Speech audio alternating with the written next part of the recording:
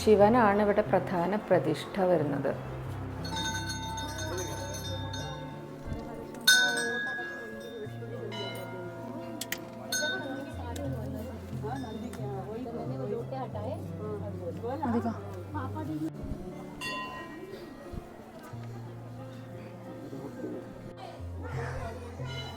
Okay guys, അങ്ങനെ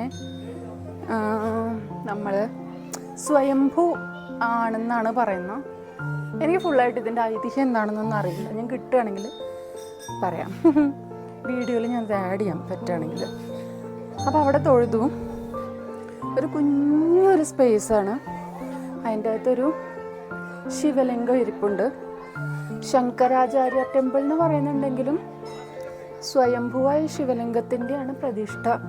അകത്ത് ഞാൻ കണ്ടത് വളരെ ചെറിയൊരു സ്പേസാണ്. അകത്ത് വീഡിയോ എടുക്കുന്നത് അലൗഡ് അല്ല.